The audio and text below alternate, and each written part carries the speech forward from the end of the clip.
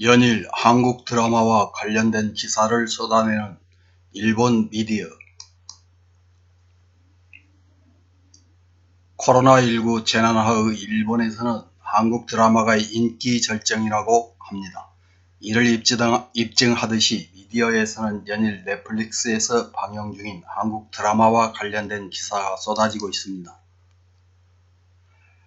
8월 18일 커리어라는 매체 사랑의 불시착, 이태원 클라스, 한국 드라마가 제2의 전성기를 맞이하고 있는 것은 우연이 아니다 라는 제목의 기사가 실려서 무슨 내용인지 알아보겠습니다.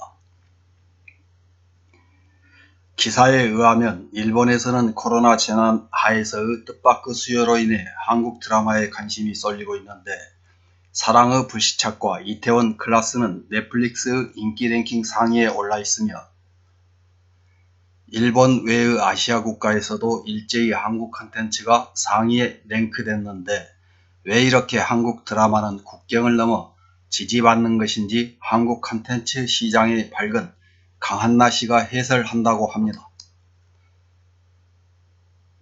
한국 드라마를 포함 한국 콘텐츠는 2020년인 지금 제2의 전성기라고 불려지고 있다. 최근 몇 년간 BTS, 트와이스, 블랙핑크 등 세계를 열광시키고 있는 K-팝의 기세를 꺾을 수 없다고 생각된 한국 드라마이지만 코로나 재난으로 다시 주목을 받고 있다.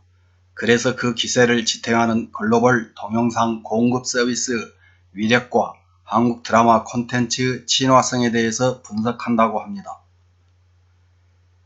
기사는 코로나 재난의 아시아권에서 한국 드라마가 인기인 이유, 넷플릭스와 한국 드라마계의 기대와 목적, 공급 각사에 의한 콘텐츠 쟁탈전의 새로운 움직임이라는 제목의 세 파트로 나누어서 작성되어 있습니다.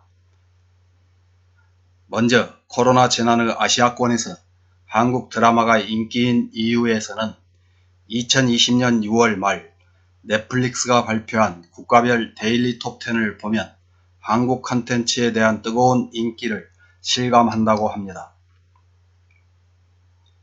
베트남에서는 탑10 중 8편이 한국 콘텐츠이고, 태국과 대만, 필리핀은 6편, 홍콩, 싱가포르는 5편, 일본은 4편이 한국 콘텐츠이다.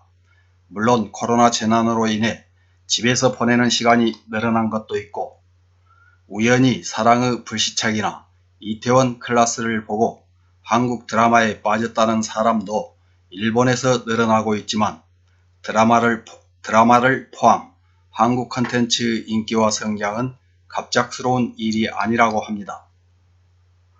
넷플릭스 최고 콘텐츠 책임자인 테드 사란도스는 2020년 1월 넷플릭스 2019년 4분기 실적 발표회에서 한국 콘텐츠는 한국과 아시아는 물론 전 세계적으로 인기를 모으고 있다. 퀄리티 높은 한국 콘텐츠는 앞으로 더 큰 영향력을 가질 것이라고 생각하기 때문에 한국 콘텐츠에 대한 투자를 적극적으로 계속해 나갈 예정이라고 해서 한국 드라마계에 큰 기회를 주고 있는 것이 틀림없다고 합니다. 넷플릭스와 한국 드라마계의 기대와 목적에서는 넷플릭스는 2016년에 한국 진출을 본격화해서 2017년 봉준호 감독의 영화 옥자에 578억 원을 투자한 것으로부터 움직임이 활성화된다. 드라마 미스터 선샤인, 사랑의 불시착, 이태원 클라스, 더킹, 영원한 군주, 슬기로운 의사생활, 하이에나, 킹덤 등 최근의 히트작품 대부분이 넷플릭스에서 투자를 받거나 넷플릭스가 직접 제작한 것이라고 합니다. 한국 방송사에서 보면 넷플릭스의 위력에 위기감을 느낄 정도로 한국 콘텐츠 시장에서 넷플릭스의 존재가 커지고 있다. 제작사의 말에 따르면 넷플릭스 오리지널 콘텐츠로 제작하는 경우 지금까지의 제작비의 몇 배나 받을 수 있고, 제작비의 전액이 보장되기 때문에 빠른 캐스팅은 물론 제작팀을 정돈할 수 있어서 결과적으로 퀄리티 높은 작품 만들기에 전념할 수 있다고 합니다.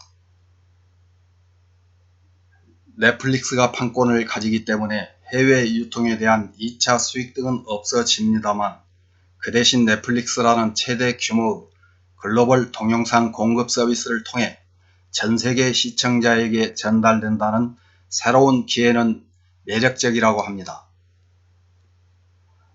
즉 한국 콘텐츠계는 지금까지의 판도가 서서히 변화해 왔으며 투자처와 제작자도 점점 글로벌화되고 있다는 것입니다.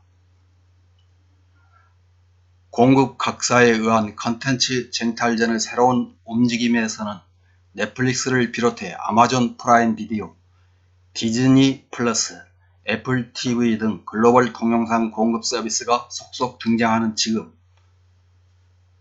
한국 콘텐츠계에는 지금까지 이상의 빅찬스가 올 가능성이 높다 할 수 있다. 실제로 지금도 아시아 시장에서 성공을 목표로 글로벌 동영상 공급 서비스 각사를 중심으로 한국 콘텐츠 획득 경쟁이 치열해지고 있다고 합니다.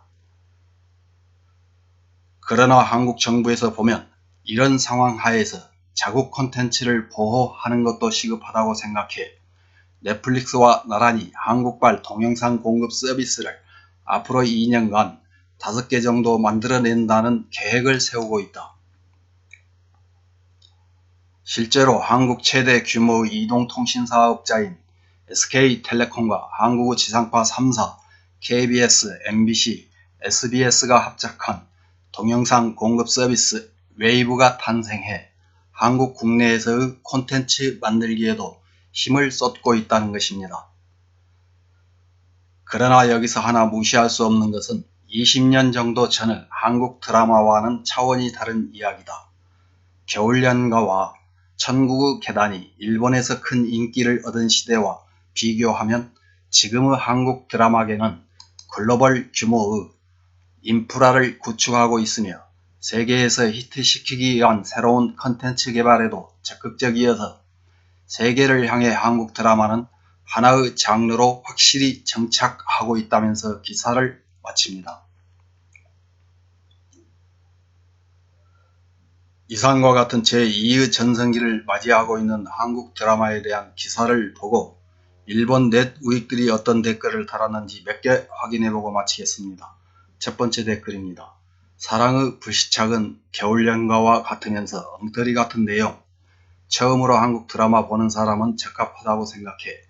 이태원 클라스는 남성들도 즐길 수 있는 내용이라고 생각한다. 지금 매스컴이 권장하는 사이코지만 괜찮아는 재미없다. 다음 댓글입니다. 한국 드라마를 처음 넷플릭스에서 봤는데 왜 위안부 문제나 일본에 덤벼드는지 어렴풋이 알았다. 이태원 클라스는 정말 재미있었다. 다음 댓글입니다.